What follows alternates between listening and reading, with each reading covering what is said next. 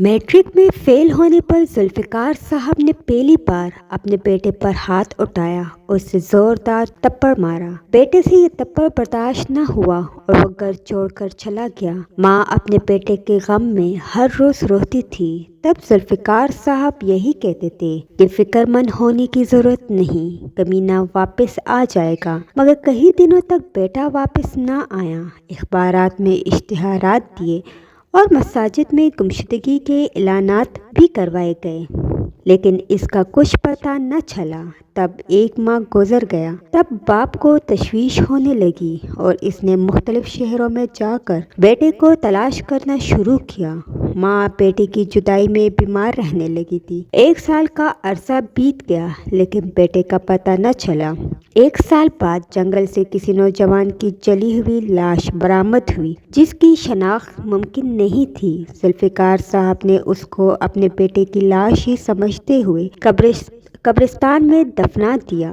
19 سال بعد ذوالفقار صاحب اپنی بیوی کے ساتھ ایک مشہور ریسٹورنٹ میں گئے اور ویٹر سے کہا کہ ہوٹل کا سب سے سستا ترین کھانا لے کر آؤ۔ ویٹر اس بزرگ کی بات سن کر حیران ہوا اور اس نے جا کے مینیجر کو بتایا کہ ہمارے ہوٹل میں ایک ایسا بزرگ جوڑا آیا ہوا ہے جو سب سے کم قیمت کھانا مانگ رہا ہے۔ مینیجر نے جلدی سے ایک ایسا کام کیا کہ آج میٹرک کے امتحانات کا رزلٹ تھا اور رزلٹ معلوم کرنے کی ہمت نہیں ہو رہی تھی کیونکہ میں جانتا تھا کہ میرے پیپر ٹھیک نہیں ہوئے تھے اور میں اس حقیقت سے بھی واقف تھا کہ میرے معلوم کرنے سے پہلے ہی ابا جان نے میرا رزلٹ معلوم کر لیا ہوگا کیونکہ مجھ سے زیادہ تو اس کو اس رزلٹ کا انتظار تھا۔ پچھلے 2 ماہ سے میری ماں کی طبیعت ٹھیک نہیں تھی، اس کا علاج بھی ٹھیک نہیں ہو رہا تھا۔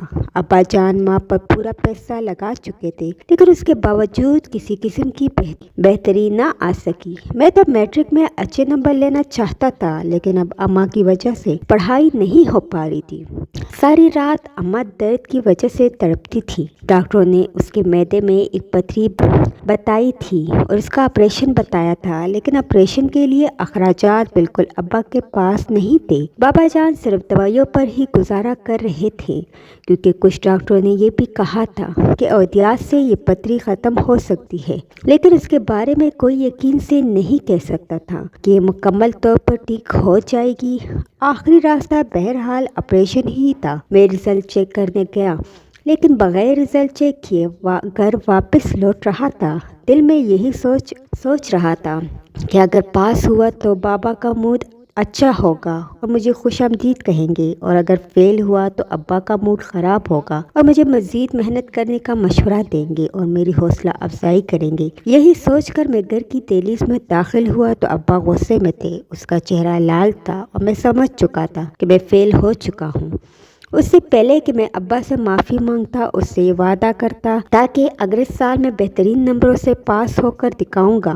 ماں کی بیماری کی وجہ سے میں ٹھیک سے تعلیم پر توجہ نہ دے پایا اور یہ سب میں اپنے بابا کو بتانا چاہتا تھا لیکن ابا نے مجھے اس بات کا موقع ہی نہ دیا اور وہ اپنی جگہ سے اٹھے اور میری طرف آنے لگے۔ میرا دل خوف کے مارے کانپ رہا تھا۔ ابا نے مجھے زوردار تھپڑ مارا اور کچھ لمحوں تک تو میرا سر چکرانے لگا۔ مجھے کسی چیز کا ہوش تک نہ رہا۔ جب ہوش آیا تو دیکھا کہ میں نیچے زمین پر لیٹا ہوا تھا۔ ابا اپنی جگہ ساکت کھڑے رہے جبکہ میری بیمار ماں چارپائی سے اٹھ کر میری طرف آ رہی تھی۔ وہ ابا کو ملامت کر رہی تھی کہ میرے لال کو کیوں مارا۔ میں اپنی جگہ سے اٹھا۔ ماں میرے کپڑوں سے مٹی جھاڑ رہی تھی اور ساتھ ساتھ میرے بلائی لے رہی تھی۔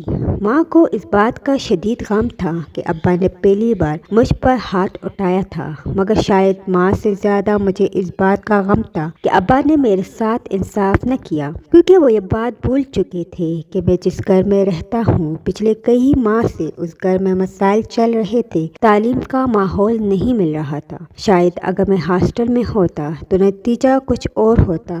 ابا کے اس رویے کی وجہ سے میں مکمل طور پر مایوس ہو چکا تھا اور گھر سے جانے کا وعدہ کیا۔ میں گھر چھوڑ کر جا رہا تھا، لیکن یہ نہیں جانتا تھا کہ میری منزل کہاں ہے، لیکن یہ ضرور جانتا تھا کہ اگلے کئی دنوں تک گھر واپس نہیں آ پاؤں گا۔ ابا نے جو تھپڑ مجھے مارا تھا، دراصل یہ میری ضمیر پر تھپڑ تھا جس نے مجھے جھنجھوڑ کر رکھ دیا۔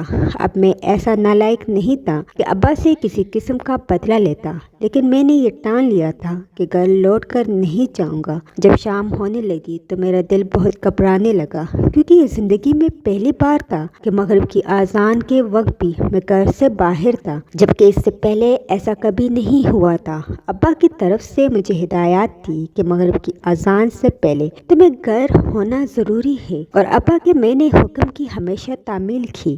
پھر میں ایک جامع مسجد میں گیا، اس کے بعد مغرب کی نماز ادا کی، اس کے بعد تسبیحات پڑھنے کے لیے مسجد میں ٹھہرا رہا۔ امام مسجد مجھے بار بار بڑے غور سے دیکھ رہے تھے، شاید اس لیے کیونکہ میں اجنبی تھا۔ وہ جانتے تھے کہ میں اس محلے کا نہیں۔ اس کے بعد عشاء کی اذان تک میں ادھر رہا، عشاء کی باجماعت نماز ادا کی، سب لوگ اپنے اپنے گھروں کو واپس لوٹنے لگے تو امام صاحب میرے پاس آئے اور کہا کہ بیٹا کیا مسافر ہو یا پھر گھر سے روٹ کر آئے ہو؟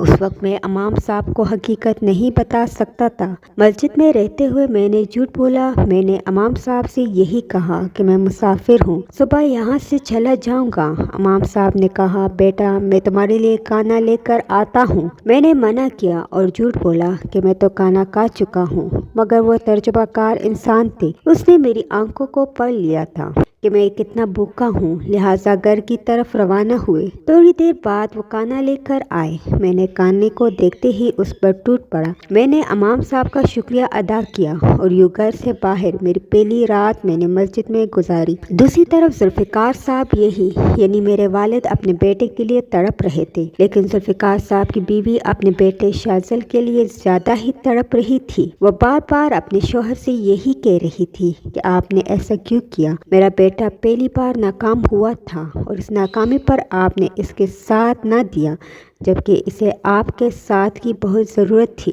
ذوالفقار صاحب بار بار اپنی بیوی سے یہی کہہ رہے تھے کہ مجھے شاذل سے بہت امیدیں تھی، اس نے میری امیدوں پر پانی پھیرا۔ میں تو یہی سمجھ رہا تھا کہ وہ کلاس میں ٹاپ نہیں بلکہ ضلع بھر میں ٹاپ کرے گا اور پوزیشن لے گا، مگر ایسا نہ ہو سکا۔ چلو پوزیشن حاصل نہیں کی، لیکن کم از کم پاس تو ہو جاتا، لیکن وہ کمبخت تو فیل ہوا۔ تمہاری بیماری کی وجہ سے پچھلے کئی ماہ سے میں کتنا ڈسٹرب تھا۔ تمہارے آپریشن کے لیے میں نے لوگوں سے قرض مانگے۔ ان حالات میں کم از کم مجھے اپنے بیٹے کی طرف سے تو کوئی خوشی نصیب ہوتی، لیکن افسوس کہ بیٹے نے مجھے خوشی نہ دی۔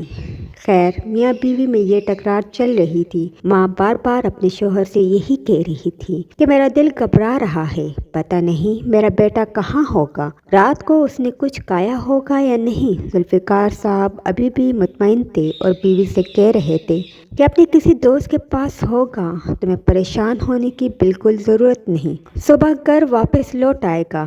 مگر صبح کی شام ہوئی، دن گزرتے گئے، لیکن شاذل واپس نہ آیا۔ مسجد میں فجر کی اذان سنی تو نیند سے بیدار ہوا، صبح کی نماز ادا کی اور اس کے بعد وہاں سے جانے لگا۔ امام صاحب نے مجھے روکا اور کہنے لگا بیٹا ناشتہ کر کے ہی یہاں سے جانا۔ میں نے امام صاحب سے معذرت کی، مجھے اپنی منزل کی طرف جانا ہے، حالانکہ میں خود نہیں جانتا تھا کہ میری اگلی منزل کیا ہے، مگر امام صاحب نے ضد کی اور مجھے صبح تک یہاں رہنے کا مشورہ دیا اور میرے لیے گھر سے ناشتہ لایا۔ میں نے امام صاحب کا شکریہ ادا کیا اور یہ بھی کہا کہ میرے لیے دعا کیجیے گا کہ مجھے اپنی منزل مل جائے۔ میری کوشش تھی کہ کہیں سے مجھے کوئی چھوٹی موٹی ملازمت یا پھر دہاڑی مل جائے تاکہ کسی سے بھیک مانگ کر کھانا نہ کھانا پڑے۔ تب میں مزدوروں کے ایک اڈے پر جا کھڑا ہوا اور اس انتظار میں تھا کہ کوئی شخص جسے مزدوری کی ضرورت ہوگی تو وہ مجھے اپنے ساتھ لے جائے گا۔ سامنے ہی ایک ورکشاپ تھی اور ورکشاپ کا مالک مجھے مسلسل دیکھ رہا تھا۔ اس کے بعد وہ میرے قریب آیا دیا اور کہا ضرورت مند ہو؟ میں نے کہا جی ہاں، مجھے مزدوری چاہیے اس لیے یہاں کھڑا ہوں۔ وہ کہنے لگا کہ کیا تم میری ورکشاپ پر کام کرو گے؟ میں ورکشاپ کا مالک ہوں۔ میں نے اسباب میں سر ہلا دیا۔ اس نے مجھے اپنی ورکشاپ پر رکھ لیا اور کہا کہ 2 وقت کی روٹی کے علاوہ تمہیں رہائش اور ماہانہ 14,000 روپے ملیں گے اور یہی تمہاری تنخواہ ہوگی۔ مجھے یہ جان کر خوشی ہوئی کیونکہ اس سے بہتر آپشن میرے پاس نہیں تھا۔ میں اس شہر میں اجنبی تھا اور اپنا شہر چھوڑ دیا تھا تاکہ میرا باپ مجھے تلاش نہ کر پائے۔ میں نہیں جانتا تھا کہ ابا جان نے اس نے تلاش کیا بھی یا نہیں، پتہ نہیں۔ مجھے تلاش کرنے کے لیے اخبار میں اشتہار وغیرہ دیے یا مساجد میں اعلانات کروائے، مگر مجھے ان باتوں سے کوئی فرق نہیں پڑتا تھا۔ میں تو یہ بھی نہیں جانتا تھا کہ میری جدائی کے بعد ابا جان اپنے کیے پر پچھتاوا کر رہے تھے یا نہیں، لیکن واحد ماں تھی جس کے لیے میں پریشان تھا مجھے یاد آ رہی تھی۔ میرے دل میں کبھی بھی آتا کہ بھاگتا ہوا اپنی ماں کے پاس چلا جاؤں، لیکن پھر ابا کا خیال دل میں آتا تو میں اپنے ارادے سے باز رہتا۔ ورکشاپ پر مجھے 1 مہینہ گزر چکا تھا اور میں نے خود اپنے منہ سے مالک یہی سوچ کر خاموش رہا کہ جب مانگے گا تو تنخواہ دے دوں گا، لیکن 40 دن گزر چکے تھے، ابھی تک اس نے مجھے تنخواہ نہ دی۔ تب میں نے مالک سے یہی کہا کہ مالک 1 ماہ سے اوپر ٹائم گزر چکا ہے، آپ نے مجھے تنخواہ نہیں دی۔ تو وہ کہنے لگا کہ پریشان ہونے کی ضرورت نہیں، کچھ وجوہات کی بنا پر تمہیں وقت پر تنخواہ نہ دے پایا، لیکن میں تمہیں 2 ماہ کی اکٹھی تنخواہ پورے 30,000 روپے دوں گا۔ یہ میرے پاس امانت ہے جو میں تمہیں دوں گا۔ میں نہیں جانتا تھا کہ مالک کے دماغ میں کیا چل رہا ہے۔ میں محنت سے کام کرتا تھا، ورکشاپ پر جتنا کام مجھ سے ہو سکا اس کا ہر حکم بجا لایا۔ پورے 8 گھنٹے مزدوری کرتا تھا۔ ورکشاپ بند ہونے تک میں دکان پر ہی رہتا تھا، کبھی اسے کسی شکایت کا موقع نہ دیا، نہ ہی کسی قسم کی میں نے کوتاہی کی۔ جب 2 مہینے مکمل ہوئے تب میں نے تنخواہ کا دوبارہ مطالبہ کیا۔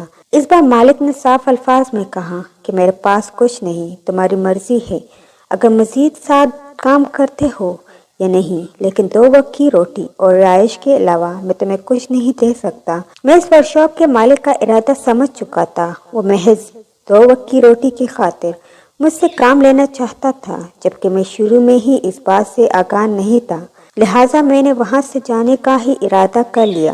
بس جاتے وقت میں نے اس سے کچھ پیسے مانگے تاکہ مجھے بس کا کرایہ تو مل جائے اور یہی کہا میں اپنے گھر جانا چاہتا ہوں۔ اس نے مجھے بس کا کرایہ دیا۔ مسافر خانے میں بس کا انتظار کرنے لگا، لیکن میں گھر نہیں بلکہ اس شہر سے دوسرے شہر کی طرف جا رہا تھا۔ یہ شہر مجھے راس نہ آیا۔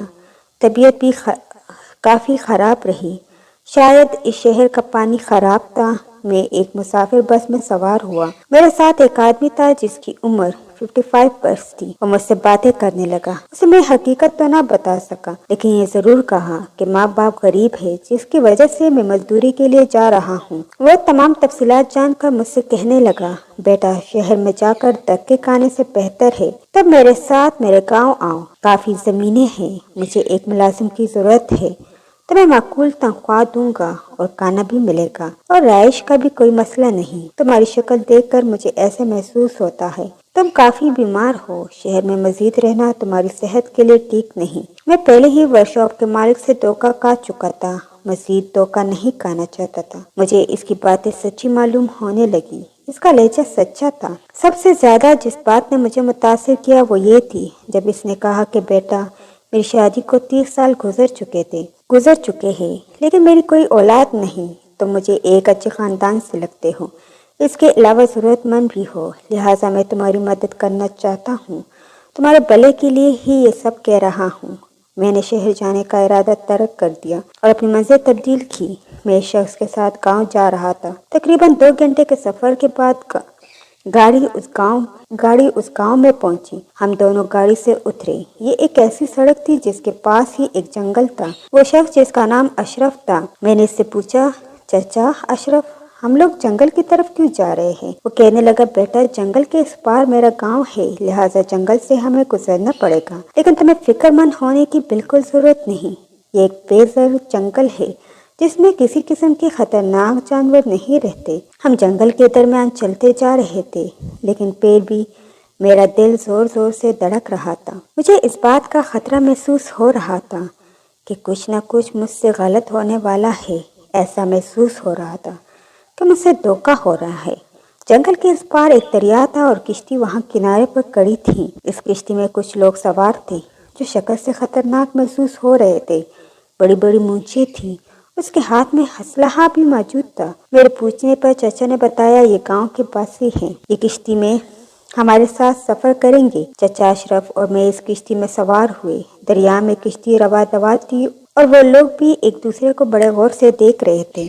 وہ اشاروں میں چچا اشرف سے کچھ پوچھ بھی رہے تھے اور چچا اشرف باقاعدہ اشاروں کے جوابات دے رہے تھے، مگر یہ سب باتیں اشاروں میں ہو رہی تھی اور مجھے ان باتوں کی بالکل سمجھ نہیں آ رہی تھی۔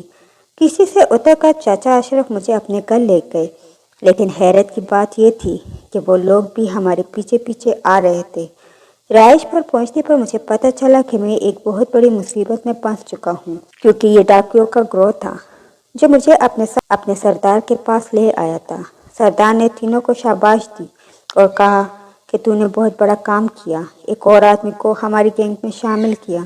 سردار نے مجھے صاف الفاظ میں کہا، جس جگہ تم پہنچ چکے ہو یہاں سے اب تمہارے پاس صرف 2 ہی راستے ہیں۔ ایک راستہ یہ کہ ہمارے گینگ میں شمولیت اختیار کر لو، دوسرا راستہ موت ہے۔ اب یہ تم پر ہے، تم کس راستے پر چلو گے۔ تم ایک ضرورت مند دکھائی دیتے ہو، لہٰذا ہمارے ساتھ رہو گے تو اپنے خاندان کی کفالت بھی کر پاؤ گے اور تمہاری تقدیر بدل سکتی ہے۔ میرے پاس کہنے کے لیے کچھ الفاظ نہیں تھے۔ میں جانتا تھا کہ میں ایک مصیبت میں پھنس چکا ہوں، ایک ایسی قید جہاں سے اتنی جلدی تو مجھے رہائی نہیں مل سکتی۔ لہٰذا میں نے یہی کہا کہ میں دل سے آپ لوگوں کی گینگ میں شامل ہوتا ہوں۔ انہوں نے مجھے مبارکباد پیش کی اور اپنے گینگ میں شامل کر لیا۔ 1 سال کا عرصہ بیت چکا تھا، لیکن مجھے وہاں سے فرار کا موقع نہ ملا کیونکہ وہ لوگ مجھ پر نظر رکھے ہوئے تھے۔ 1 سال کے عرصے کے دوران کئی لوگوں کو وہ اپنی رہائش پر لے آئے تھے۔ جن کو اغوا کر کے لائے تھے وہ ان کے خاندان سے تاوان وصول کرتے تھے۔ کئی ایسے مجبور لوگ تھے جن کو وہ پکڑ کر لے آئے تھے اور پھر بڑی قیمت وصول کر کے ان کو آزاد کیا تھا۔ کئی ایسے لوگ بھی وہ پکڑ کر لائے تھے جن کے گھر والے پیسے نہیں دے رہے تھے، پھر ان کو بے دردی سے مار کر دریا میں پھینک دیتے تھے۔ 1 سال تک میں گھر واپس نہ آیا تو ابا جان یہی سمجھ رہے تھے کہ میرا بیٹا اب کبھی بھی واپس نہیں آئے گا یا پھر اس نے خودکشی کر کے اپنی جان دے دی ہے۔ ماں بہت تڑپ رہی تھی، لیکن اس کو میرے جینے کی امید تھی۔ ابا سے یہی کہتی تھی کہ ایک نہ ایک دن میرا بیٹا لوٹ کر ضرور واپس آئے گا۔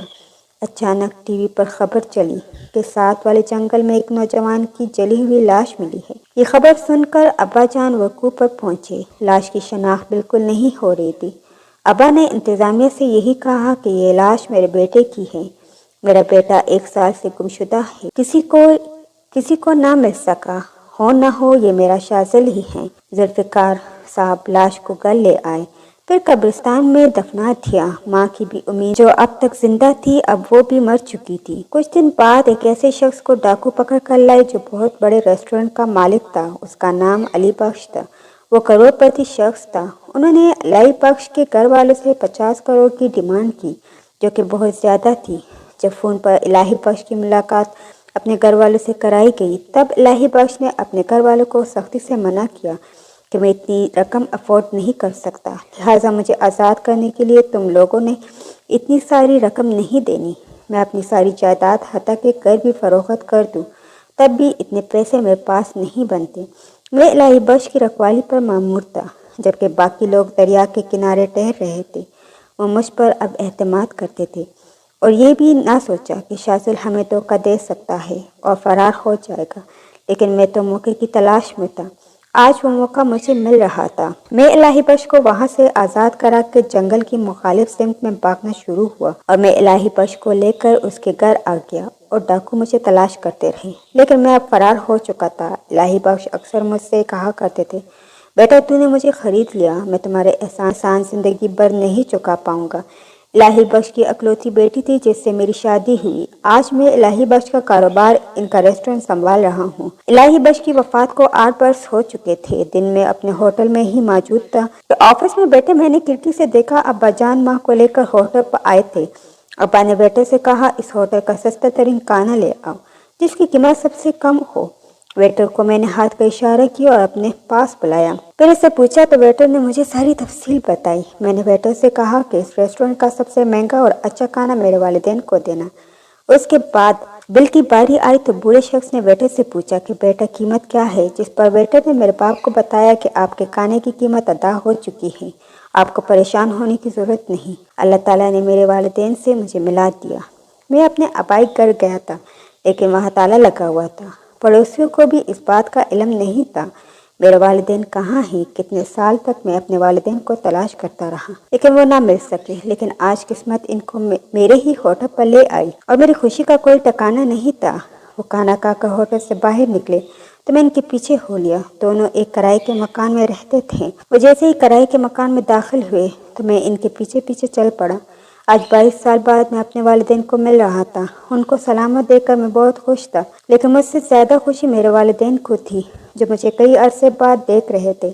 وہ مجھے تلاش کرتے رہے اور آخرکار مردہ سمجھ کر دفنا بھی دیا تھا۔ میرا باپ بار بار مجھ سے معافی مانگ رہا تھا لیکن میں اپنے باپ کے ہاتھوں کو چوم رہا تھا، ان سے یہی کہہ رہا تھا کہ بابا مجھے شرمندہ مت کرو، غلطی مجھ سے ہوئی تھی کہ میں آپ لوگوں کو چھوڑ کر چلا گیا۔ آج میرے والدین ہمارے گھر میں ہمارے ساتھ رہتے ہیں۔